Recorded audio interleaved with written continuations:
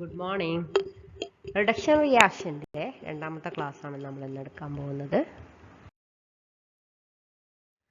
First എന്താണ് ഹൈഡ്രോജിനോളിസിസ് എന്ന് പറയാം. Hydrogenolysis is a chemical reaction whereby a carbon-carbon or carbon heteroatom single bond is cleaved by breakdown by hydrogen. The heteroatom may vary, but it usually is oxygen, nitrogen or sulfur. സാധാരണയായിട്ട് organic കോമ്പൗണ്ട്സിൽ കാണുന്ന heteroatoms such as oxygen, nitrogen, sulfur ആണ് അവിടെ ഉണ്ടാവുക. അപ്പം ഹൈഡ്രോജനോളിസിസ് എന്ന് പറഞ്ഞാൽ എന്താണ്? Functional group ഈ സി അല്ലെങ്കിൽ സി ഹെട്രോആറ്റം ബോണ്ട് ബ്രേക്ക് ചെയ്യുന്നതിലൂടെ some functional group can be removed under this process. ഇത് catalytic usually hydrogenolysis is conducted catalytically using hydrogen gas. Catalytically ആണ് നമ്മൾ സാധാരണയായിട്ട് ഹൈഡ്രോജനേഷൻ അല്ലെങ്കിൽ ഹൈഡ്രോജനോളിസിസ് നടക്കാറുള്ളത്. This process is known as hydrogenolysis or reductive fission. This reaction proceeds by addition of 2 electrons from the metal to the bond to be broken. അപ്പം A B എന്ന് പറയുന്ന ഒരു molecule എയും ബിയും തമ്മിലുള്ള ബോണ്ട് ബ്രേക്ക് ചെയ്ത് രണ്ടായിട്ട് വിഭജിച്ചാൽ അവിടെ 2 ഇലക്ട്രോൺ മെറ്റലിൽ നിന്ന് കൊടുത്തിട്ട് എ മൈനസും ബി മൈനസും ആണ്. സാധാരണ ഹൈഡ്രോളിറ്റിക് ഫിഷൻ നടന്നാലും ഒരു ഭാഗം പോസിറ്റീവും ഒരു ഭാഗം നെഗറ്റീവും ആയിട്ടാണ് വരിക. പക്ഷേ ഇവിടെ 2 ഇലക്ട്രോണും കൂടെ ഈ ഇതിൽ ഇൻവോൾവ് ചെയ്യുന്നതുകൊണ്ട് 2 മൈനസ് ചാർജുള്ള സ്പീഷീസുകളാണ് കിട്ടുക. A minus B minus. അത് H+ ആയിട്ട് റിയാക്ട് ചെയ്താൽ AH BH ഇങ്ങനെ 2 മോളിക്യൂൾസ് ആണ് നമുക്ക് കിട്ടുക. Certain groups like allylic and benzylic hydroxyl groups, amino groups and carbon sulfur single bonds readily undergo hydrogenolysis, resulting in the cleavage of the bond between carbon and the heteroatom. The procedure is used for the reductive removal of protecting group for amino, imino, hydroxyl and thiol group. Benzyl, para-toluene, sulfonyl and benzyloxycarbonyl groups are also effectively replaced by hydrogen. ഇത് ഹൈഡ്രോജനോളിസിസ് എന്ന് പറയുന്ന method നമ്മൾ ഇവിടെ protecting ഗ്രൂപ്പിലും കൂടെ ഇതിൻ്റെ application നമുക്ക് വരുന്നുണ്ട് എന്നാണ് പറഞ്ഞത്. നെക്സ്റ്റ് നമുക്ക് കുറച്ച് എക്സാമ്പിൾസ് നോക്കാം. ജനറലി നടക്കുന്ന hydrogenolysis reactions. Generally palladium in carbon or Raney nickel is used for this purpose. Some example are given below. RS CH2 C6H5. Carbon sulphur C heteroatom bond break ചെയ്യാൻ Raney നിക്കലും അല്ലെങ്കിൽ palladium bar കാർബണും ആണ് സാധാരണയായിട്ട് use ചെയ്യാറുള്ളത്. അപ്പോൾ ഈ fission bond ബ്രേക്കിങ്ങിനെയാണ് നമ്മൾ hydrogenolysis എന്ന് പറയുന്നത്. അടുത്ത കണ്ടോ RNH ESO2 C6H4 CH3. അതിൻ്റെ റാണി നിക്കൽ കൊടുക്കുമ്പം RNH2 വരും, മറ്റേ ഭാഗവും വേറെയായിട്ട് സെപ്പറേറ്റ് ചെയ്ത് കിട്ടും. പിന്നെ ReSSR റാണി നിക്കൽ വെച്ച് കൊടുക്കുമ്പം 2RSH കിട്ടും. Hydrogenolysis is also used for the removal of hydroxyl group from aromatic compounds. In this method, the hydroxyl group is first converted into tosylate ester and then hydrogenolysis carried out with Raney nickel or hydrogen alcohol. അപ്പം CC bond break ചെയ്യുക അല്ലെങ്കിൽ C heteroatom bond break ചെയ്യുക in presence of hydrogen gas in the presence of catalyst. ഇതാണ് catalytic hydrogenation. ഇതിനെയാണ് നമ്മൾ hydrogenolysis എന്ന് പറയുന്നത്. Okay, discuss ചെയ്യാനുള്ളത് ബെർച്ച് റിഡക്ഷൻ ആണ്. ബെർച്ച് റിഡക്ഷൻ എന്ന് പറഞ്ഞാൽ reduction of aromatic ring by means of alkali metals like lithium or sodium in liquid ammonia or amine with ethanol as proton donor to give mainly unconjugated dihydroderivatives is known as Birch reduction. അപ്പം aromatic കോമ്പൗണ്ട്സിൻ്റെ reduction ആണ്. അതിനെ aromatic compounds എന്ന് പറയുമ്പം conjugated alkenes ആണല്ലോ. ആ കോൺജുഗേറ്റഡിനെ മാറ്റിയിട്ട് unconjugated dihydro derivatives ആക്കിയിട്ടാണ് ബെർച്ച് റിഡക്ഷൻ വഴി നടക്കുന്നത്. ഇപ്പോൾ ലിക്വിഡ് അമോണിയ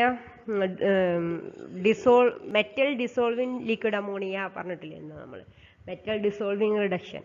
ആ കാറ്റഗറിയിൽപ്പെട്ട റിഡക്ഷനാണ് ഇവിടെ സോഡിയം അല്ലെങ്കിൽ lithium dissolved in liquid ammonia.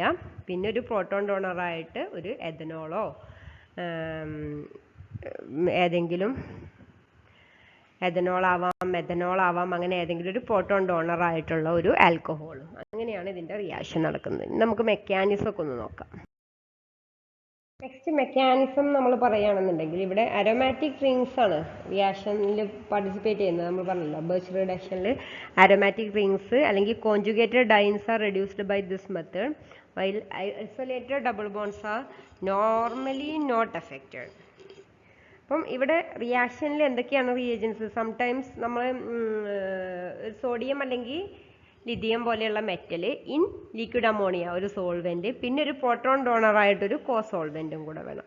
അപ്പം നമ്മൾ sometimes ethers are used as cosolvent to dissolve the aromatic compound. Use of tert butanol fulfil the dual role of proton donor and co oxidant. അപ്പം നമ്മളെ മെറ്റലിനെ dissolve ചെയ്യും, proton ഡോണറായിട്ടും act ചെയ്യുന്ന ഒരു solvent നമ്മൾ use ചെയ്യുകയാണെന്നുണ്ടെങ്കിൽ നമുക്ക് അതന്നെ മതി രണ്ട് റോളും ഫുൾഫിൽ ചെയ്യാൻ ഒറ്റൊരു സോൾവെന്റ് വഴി നമുക്ക് സാധിക്കും. അങ്ങനെ യൂസ് ചെയ്യുന്ന സോൾവെന്റാണ് ടേർട്ട് ബ്യൂട്ടനോൾ. ഇനി ഇതിൻ്റെ മെക്കാനിസം നോക്കാം. മെക്കാനിസത്തിൽ ആദ്യം alkali metal donate an electron to the aromatic compound forming the alkali metal cation and a radical anion. കണ്ടോ, ഫസ്റ്റ് സ്റ്റെപ്പിൽ അരോമാറ്റിക് ലിഥിയം ലിക്വിഡ് അമോണിയയിൽ ഡിസോൾവ് ചെയ്യുമ്പം ലിഥിയം പ്ലസ് കാറ്റയോൺ ആയിട്ട് മാറും. അതേപോലെ സോൾവേറ്റഡ് ഇലക്ട്രോൺ ഒരു ഇലക്ട്രോൺ ഫോം ചെയ്യും. ആ സോൾവേറ്റഡ് ഇലക്ട്രോൺ അരോമാറ്റിക് റിങ്ങിലേക്ക് കൊടുക്കുമ്പം ഫോം ചെയ്യുന്നത് ഒരു കാർബണിൽ റാഡിക്കലും മറ്റേ കാർബണിൽ ഇലക്ട്രോണും. അപ്പം റാഡിക്കൽ ആനയോൺ എന്നാണ് നമ്മൾ ഇതിനെ പറയുന്നത്. ഇനി ഈ റാഡിക്കൽ ആനയോണിലേക്ക് is very basic and abstract a proton from protic solvent. അത് എഥനോൾ പോലെയുള്ള പ്രോട്ടോൺ ഡോണർ ആയിട്ടുള്ള സോൾവെന്റിൽ നിന്നും എന്തിനെടുക്കും? പ്രോട്ടോണിനെ എടുത്തിട്ട് എന്തായിട്ട് മാറും? റാഡിക്കൽ ആനയോൺ ഉണ്ടായിരുന്നത് പ്രോട്ടോണിനെ എടുത്താൽ റാഡിക്കലായിട്ട് മാറും അല്ലേ? അപ്പം അവിടെ റാഡിക്കൽ ആനയോൺ പ്രോട്ടോണിനെ അബ്സ്ട്രാക്ട് ചെയ്ത് റാഡിക്കലായി, which pick up another electron to give an anion. അത് നമ്മളെ സൊല്യൂഷനിൽ സോൾവേറ്റഡ് ഇലക്ട്രോൺ ഉണ്ടല്ലോ, ആ ഇലക്ട്രോണിനെ പിക്കപ്പ് ചെയ്തിട്ട് വീണ്ടും അത് റാഡിക്കൽ എന്തായിട്ട് മാറും? ആനയോൺ ആയിട്ട് മാറും. It is quenched again by the proton source. Ethanol വീണ്ടും പ്രോട്ടോണിനെ കൊടുത്ത് to give unconjugated dihydro compound. The last double bond is often left unreduced in the ring. റിങ്ങിലുള്ള ഫുൾ ഡബിൾ ബോണ്ടുകളും എന്താവില്ല? റെഡ്യൂസ് ചെയ്യപ്പെടുന്നില്ല. ഇവിടെ കോൺജുഗേഷൻ നഷ്ടപ്പെടുന്നുണ്ട്. അങ്ങനെയാണ് റിഡക്ഷൻ നടക്കുന്നത്. ഫുള്ളി സാച്ചുറേറ്റഡ് ആയിട്ട് മാറുന്നില്ല ബെൻസീൻ റിങ് എന്നർത്ഥം. അതിൻ്റെ അപ്ലിക്കേഷൻസ് തന്നിട്ടുണ്ട്. അപ്ലിക്കേഷൻസിൽ നോക്കിയേ, ലാസ്റ്റ് ഡബിൾ ബോണ്ട് അവിടെ തന്നെ നിൽക്കുകയാണ്. സാധാരണയായിട്ട് ഫുള്ളി സാച്ചുറേറ്റഡ് കോമ്പൗണ്ട് ആയിട്ട് മാറൽ കുറവാണ്. പിന്നെ ഇതിൽ നമുക്ക് ഇപ്പം ബെൻസീൻ റിങ്ങിൻ്റെ എക്സാമ്പിൾ എടുത്തപ്പോൾ നമ്മൾ കണ്ടു. ഇനി ഒരു സബ്സ്റ്റിറ്റ്യൂട്ടഡ് ബെൻസീൻ റിംഗ് ആവുമ്പം അത് എവിടെയാണ് കോൺജുഗേഷൻ ഇല്ലാതാവും വേണം. അപ്പം എങ്ങനെയാണ് അതിൻ്റെ റിഡക്ഷൻ നടക്കുന്നത് എന്നുള്ളത് നോക്കാനുണ്ട്. പിന്നെ ബർച്ച് റിഡക്ഷൻ നമ്മളെ മെറ്റൽ ഡിസോൾവിങ് സോൾവെന്റിലുള്ള റിഡക്ഷൻ്റെ വേറൊരു ഇമ്പോർട്ടൻറ്റ് റിയാക്ഷനാണ് ആൽക്കൈൻസിനെ പാർഷ്യലി സ്റ്റീരിയോസ്പെസിഫിക്കലി റിഡക്ഷൻ നടത്താനുള്ള കപ്പാസിറ്റി ഉണ്ട്. അപ്പോൾ നമ്മൾ ലിൻലാർ കാറ്റലിസ്റ്റ് പഠിച്ചു. ലിൻലാർ കാറ്റലിസ്റ്റ് എന്തായിരുന്നു? ആൽക്കൈനിനെ സിസ് ആൽക്കീനാക്കി മാറ്റുക, പാർഷ്യൽ റിഡക്ഷൻ നടത്തി. Alkynes are also reduced stereospecifically to trans alkene with sodium or lithium in liquid ammonia and no added proton donor is needed. This is the best method to reduce alkynes to trans alkene. അതിനെ നമ്മൾ എന്ത് use ചെയ്യുന്നുണ്ട്? ബർച്ച് reduction use ചെയ്യുന്നുണ്ട്. അപ്പം നമ്മൾ ലിൻലാർ catalyst എന്താ പഠിച്ചത്? ആൽക്കൈനിനെ cis ആൽക്കീനാക്കി മാറ്റാനുള്ള ഒരു ബെസ്റ്റ് മെത്തേഡായിരുന്നു ലിൻലാർ കാറ്റലിസ്റ്റ് വെച്ച് റിഡക്ഷൻ. നമ്മൾ ഓൾറെഡി പറഞ്ഞു കഴിഞ്ഞു. അപ്പം ട്രാൻസ് ആൽക്കീനാക്കി മാറ്റാനുള്ള മെത്തേഡാണ് എന്ത്? Birch reduction. മെറ്റൽ ഡിസോൾവിങ് റിഡക്ഷൻ്റെ മെക്കാനിസം നമ്മൾ ഓൾറെഡി പറഞ്ഞു കഴിഞ്ഞു. ഇനി പ്ലസ് ഐ ഗ്രൂപ്പോ മൈനസ് ഐ ഗ്രൂപ്പോ അറ്റാച്ച് ചെയ്തിട്ടുള്ള ബെൻസീൻ റിങ് എന്ന് പറഞ്ഞാൽ സബ്സ്റ്റിറ്റ്യൂട്ടഡ് ബെൻസീൻ റിങ്ങുകൾ വരുമ്പോൾ, ഇപ്പം ബെൻസോയിക് ആസിഡും പിന്നെ അതേപോലെ ബെൻസീൻ റിങ്ങുമ്പോൾ OMe സബ്സ്റ്റിറ്റ്യൂട്ട് ചെയ്തിട്ടുള്ള ഇതും, ഇത് രണ്ടിൻ്റെയും പ്രത്യേകത എന്താ? OMe ഗ്രൂപ്പിൻ്റെയും COOH ഗ്രൂപ്പിൻ്റെയും പ്രത്യേകത, ഒന്ന് ഇലക്ട്രോൺ ഡൊണേറ്റിംഗ് ഗ്രൂപ്പാണ്, ഒന്ന് ഇലക്ട്രോൺ വിത്ഡ്രോയിങ് ഗ്രൂപ്പാണ്. അപ്പോൾ COOH എന്ന് പറയുന്നത് റിങ്ങിൽ നിന്ന് ഇലക്ട്രോണിനെ റിങ്ങിന്റെ പുറത്തേക്ക് വിത്ഡ്രോ ചെയ്യുന്ന ഗ്രൂപ്പാണ്. അപ്പോൾ ഇലക്ട്രോൺ വിത്ഡ്രോയിങ് ഗ്രൂപ്പ് വരുമ്പോഴുള്ള ബെർച്ച് റിഡക്ഷനും അതേപോലെ ഇലക്ട്രോൺ ഡൊണേറ്റിംഗ് ആയിട്ടുള്ള ഗ്രൂപ്പാണ് ആര്, നമ്മളെ OMe ഗ്രൂപ്പ്. അത് വരുമ്പോഴുള്ള റിഡക്ഷനും അത് നടക്കുന്ന പോയിന്റുകൾ വ്യത്യാസമുണ്ട് എന്ന് പറഞ്ഞാൽ അരോമാറ്റിക് റിങ്ങിൽ റിഡക്ഷൻ നടക്കുന്ന പൊസിഷൻസ്. ഇപ്പം electron withdrawing group for example benzoic acid വരുമ്പം അവിടെ നടക്കുന്ന റിഡക്ഷൻ കാണുന്നുണ്ടോ? അവിടെ റിഡക്ഷൻ നടക്കുന്നത് ഇപ്സോ പാര അറ്റാക്കാണ്. ഇപ്സോ എന്ന് പറഞ്ഞാൽ സബ്സ്റ്റിറ്റ്യൂവന്റ് അറ്റാച്ച് ചെയ്തിട്ടുള്ള പൊസിഷനെ നമ്മൾ ഇപ്സോ എന്ന് പറയും. അതിൻ്റെ നേരെ ഓപ്പോസിറ്റിലുള്ള ഫോർത്ത് പൊസിഷൻ നമ്മൾ എന്ത് പറയും? പാര പൊസിഷൻ എന്ന് പറയും. അപ്പോൾ ഈ ഇപ്സോയിലും പാരയിലുമാണ് ഹൈഡ്രജനേഷൻ നടക്കുന്നത് എന്ന് പറഞ്ഞാൽ റിഡക്ഷൻ നടക്കുന്നത്. മറ്റ് രണ്ട് കാർബണുകൾക്ക് എന്താണ് അൺസാച്ചുറേഷൻ അതുപോലെ തന്നെ നിൽക്കുന്നുണ്ട്, പക്ഷെ കോൺജുഗേഷൻ നഷ്ടപ്പെട്ടുകയും ചെയ്തു. ഇനി ഇതിന് നമ്മൾ റീസൺ എന്ന് പറഞ്ഞാൽ ഇതിന് നമ്മൾ റീസൺ വേണമെന്നുണ്ടെങ്കിൽ നമുക്ക് COOH എന്ന് പറയുമ്പം ഇലക്ട്രോൺ വിത്ഡ്രോയിങ് ഗ്രൂപ്പ് അല്ലേ.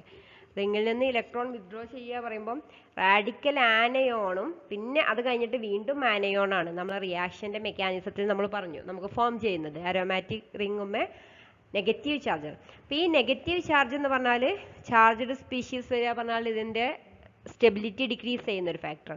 അപ്പോൾ ആ ചാർജിൻ്റെ ഇൻറ്റൻസിറ്റി കുറക്കാനുള്ള എന്ത് ഫാക്ടർ വന്നാലും എന്താണ് അത് ഈ സ്പീഷീസിനെ മോർ ആൻഡ് മോർ സ്റ്റെബിലൈസ് ചെയ്യുക.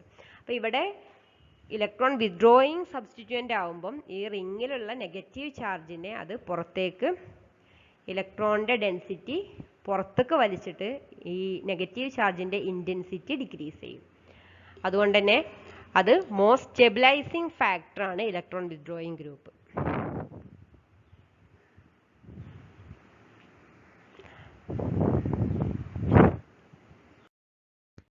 ഇനി ഇലക്ട്രോൺ ഡൊണേറ്റിംഗ് ഗ്രൂപ്പ് ആയിട്ടുള്ള OMe വരുമ്പം ഇപ്പം നമ്മൾ പറഞ്ഞു ഇലക്ട്രോൺ വിത്ഡ്രോയിങ് ഗ്രൂപ്പ് ആയിട്ടുള്ള COOH അല്ലെങ്കിൽ CHO പോലെയുള്ള ഗ്രൂപ്പുകൾ വരുമ്പം ഇപ്സോ പാര അറ്റാക്കാണ് നടക്കുക. അപ്പോൾ ഇപ്സോ പൊസിഷനിലും പാര പൊസിഷനിലാണ് ഹൈഡ്രജൻ അറ്റാച്ച് ചെയ്തിട്ട് റിഡക്ഷൻ നടന്നിട്ടുണ്ടാവുക.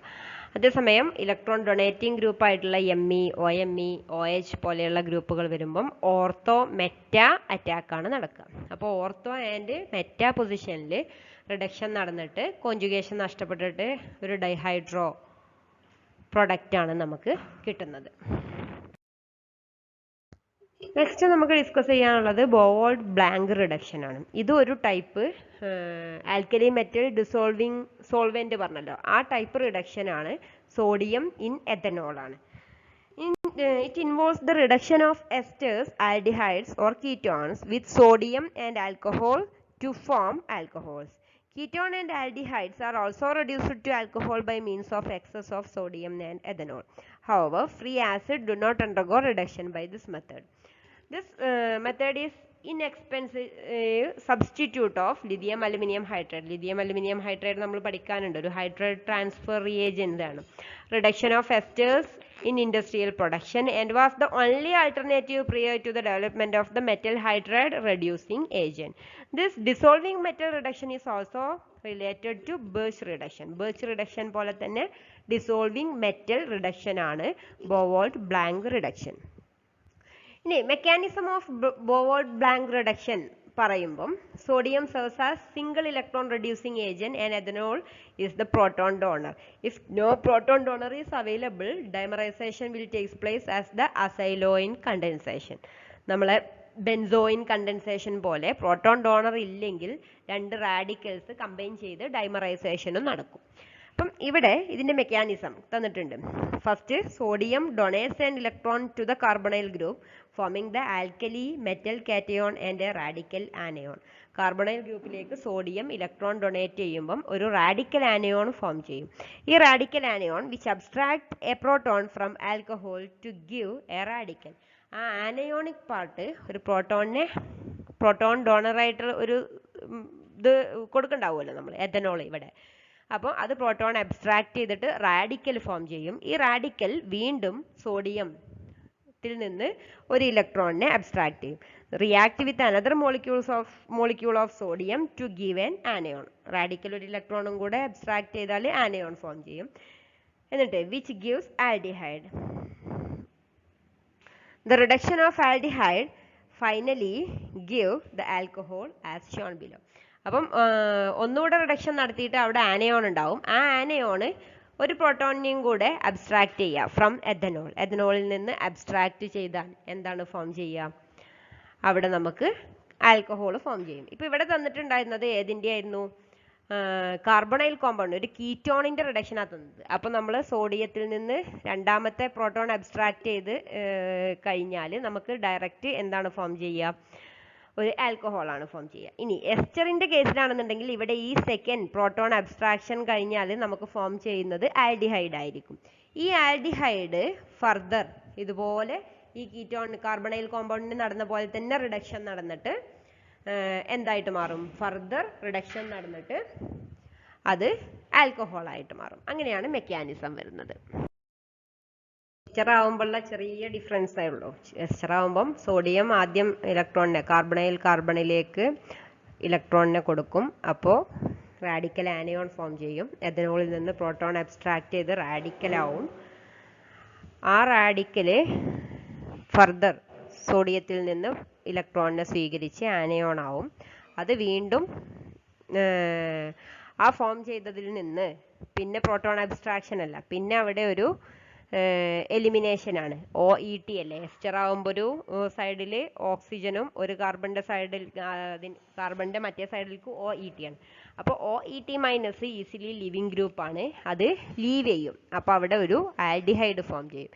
ഇനി ഈ ആൽഡിഹൈഡ് നേരത്തെ നമ്മൾ കീറ്റോണിന്റെ റിഡക്ഷൻ പറഞ്ഞില്ലേ, അതുപോലെ തന്നെ ഫർദർ സോഡിയം ബാർ എഥനോൾ വെച്ച് അതേപോലെ റിഡക്ഷൻ നടന്നിട്ട് അത് ആൽക്കഹോൾ എത്തുമ്പോഴാണ് അതിന്റെ റിയാക്ഷൻ സ്റ്റോപ്പ് ചെയ്യുക. ഇങ്ങനെയാണ് റിയാക്ഷൻ കിടക്കുന്നത്. ക്ലാസ് നമുക്ക് ഇവിടെ അവസാനിപ്പിക്കാം. ഇനി ഇതിന്റെ ബാക്കി ഭാഗം നമുക്ക് അടുത്തൊരു ക്ലാസ് ആയിട്ട് ചെയ്യാം.